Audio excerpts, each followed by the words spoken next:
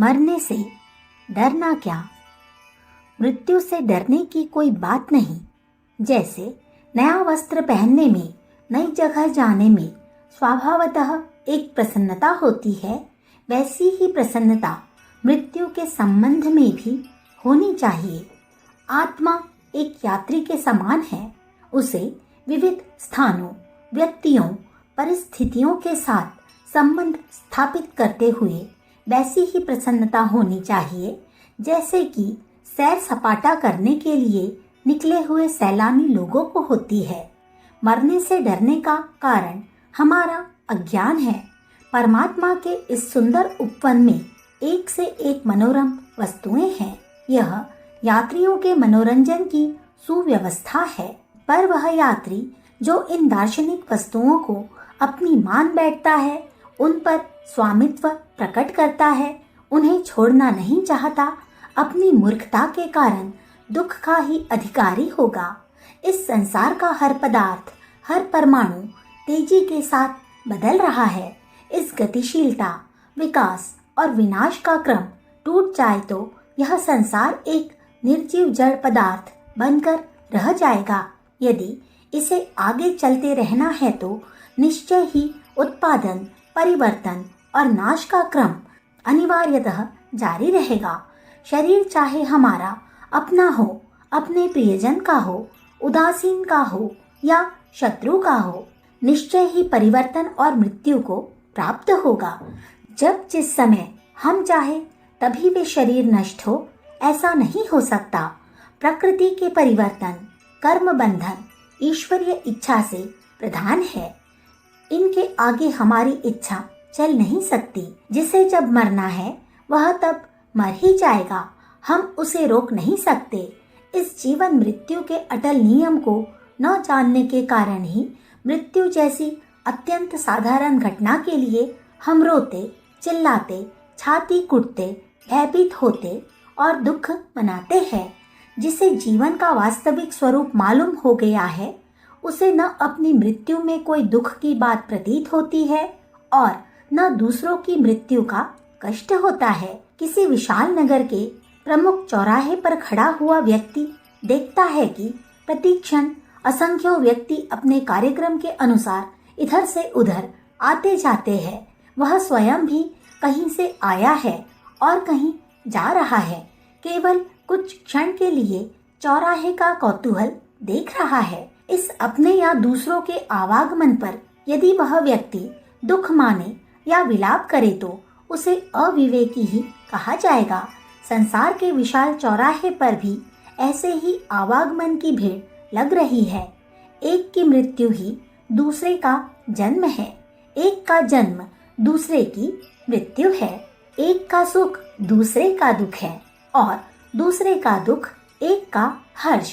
यह आंख मिचौनी, यह भूल भुलैया विवेकवानों के लिए एक चित्ताकर्षक विनोदमय क्रीड़ा है, पर बाल बुद्धि के व्यक्ति इसमें उलझ जाते हैं और इस कौतूहल को कोई महान आपत्ति मानकर सिर धुनते, रोते, बिलबिलाते और पश्चाताप करते हैं। मृत्यु के दुख में शरीरों का नष्ट होना कारण नहीं, वरन जीवन के वास्तविक स्वरूप की जानकारी होना ही कारण है।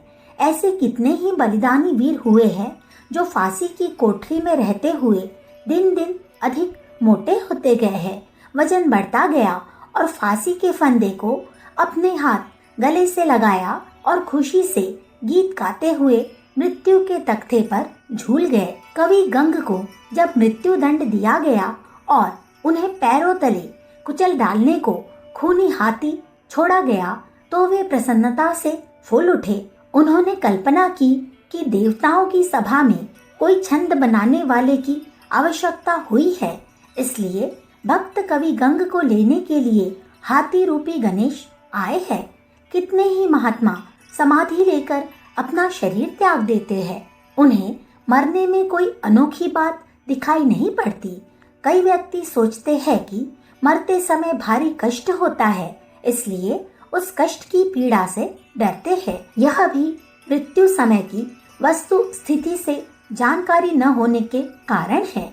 आमतौर से लोग मृत्यु से कुछ समय पूर्व बीमार रहते हैं। बीमारी में जीवनी शक्ति घटती जाती है और इंद्रियों की चेतना शिथिल पड़ती जाती है। इस शिथिलता के साथ साथ ज्ञान तंतु संज्ञा शून्य होते जाते हैं। फलस्वरूप दुख की अनुभूति भी पूरी तरह नहीं हो पाती। प्रसूता स्त्रियां या लंघन के रोगी गर्मी की ऋतु में रात को भी अक्सर बंद घरों में सोते हैं, पर उन्हें गर्मी का वैसा कष्ट नहीं होता जैसे कि स्वस्थ को होता है। स्वस्थ मनुष्य रात को बंद कमरे में नहीं सो सकता, पर रोगी सो जाता है। कारण यह है कि रोगी के ज्ञान तंतु शिथिल हो जाने के कारण गर्मी अनुभव करने की शक्ति मंद पड़ जाती है। रोगियों को स्वाद का भी ठीक अनुभव नहीं होता। स्वादिष्ट चीजें भी कड़वी लगती है, क्योंकि जीवा के ज्ञान तंतु निर्बल पड़ जाते हैं। रोगजन्य निर्बलता धीरे धीरे इतनी बढ़ जाती है कि मृत्यु के कुछ समय पूर्व मनुष्य संज्ञा शून्य हो जाता है और बिना किसी कष्ट के उसके प्राण निकल जाते हैं। जो कुछ कष्ट मिलना होता है रोग काल में ही मिल जाता है। डॉक्टर लोग जब कोई बड़ा ऑपरेशन करते हैं तो रोगी को क्लोरोफॉर्म सुंघाकर बेहोश कर देते हैं ताकि उसे कष्ट न हो। दयालु परमात्मा भी आत्मा से शरीर को अलग करने का ऑपरेशन करते समय संज्ञा शून्यता का क्लोरोफॉर्म सुंघा देता है ताकि हमें मृत्यु का कष्ट न हो। यह सभी जानते हैं कि कोई रोगी जब मरने को होता है तो मृत्यु से कुछ समय पूर्व उसकी बीमारी कम हो जाती है, कष्ट घट जाता है। तब अनुभवी चिकित्सक समझ जाते हैं कि अब रोगी का अंत समय आ गया है।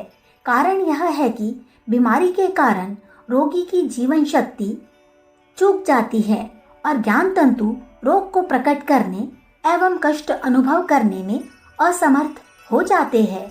यह मान्यता भ्रमपूर्ण है कि गर्भकाल में माता के उदर में और मृत्यु के समय प्राणों को अधिक कष्ट होता है।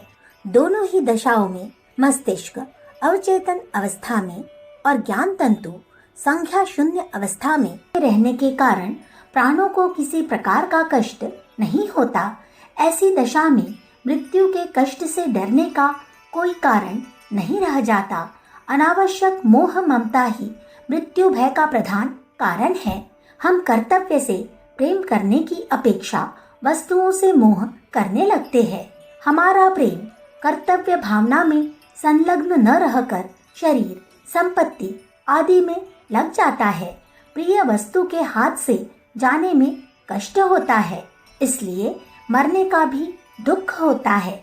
यदि आरंभ से ही यह मानकर चला जाए कि हमारे अधिकार या संबंध में जो भी शरीर या पदार्थ है वे प्रकृति के परिवर्तन धर्म के कारण किसी भी समय बदल, बिगड़ या नष्ट हो सकते हैं, तो उनसे अनावश्यक मोह ममता जोड़ने की भूल न हो। तब मनुष्य यह सोचेगा कि संसार में सबसे अधिक प्रिय, सबसे अधिक आत्मीय, सबसे अधिक लाभदायक अपना कर्तव्य है। उसी से पूरा पूरा प्रेम किया जाए। इस प्रेम को जितना अधिक बढ़ाया जा सके बढ़ाया जाए। इस प्रेम से जहाँ रत्ती भर भी बिछोह हो वहाँ दुख माना जाए तो यह प्रेम अत्यंत सुख शांति का देने वाला और कभी कष्ट न होने वाला बन आएगा। जो कर्तव्य पालन को अपना लाभ समझेंगे उसे हानि का दुख न उठाना पड़ेगा। कारण यह है कि अपना प्रेमी कर्तव्य सदा अपने साथ है। उसे कोई भी शक्ति हमारी इच्छा के विपरीत हमसे नहीं छीन सकती। इसी प्रकार जब हमारे लाभ का केंद्र बिंदु हमारा कर्तव्य है तो उसमें घाटा पहुंचाने वाला हमारे अतिरिक्त और कोई नहीं हो सकता। हमारे प्रेम और लाभ जब पूर्णतया हमारे हाथ में है तब बिछोह या हानिजन्य दुखों के सामने आने का कोई कारण नहीं रह जाता। दूसरों की मृत्यु, प्रेमियों और पदार्थों की मृत्यु का दुख हम सभी में तभी दूर रह सकता है जब हम मिथ्या मोह ममता को छोड़कर कर्तव्य से प्रेम कर और उसी को अपनी संपत्ति समझकर विवेक से काम करें। अपनी मृत्यु में दुख भी इसी बात का होता है कि जीवन जैसे बहुमूल्य पदार्थ का सदुपयोग नहीं किया गया। आलस्यवश देर में स्टेशन पहुंचने पर जब रेल निकल जाती है और उस दिन नियत स्थान पर न पहुंच सकने के कारण जो भारी क्षति हुई, उसका विचार कर करके वह आलसी मनुष्य स्टेशन पर खड़ा हुआ पछताता है और अपने आप को कोसता है।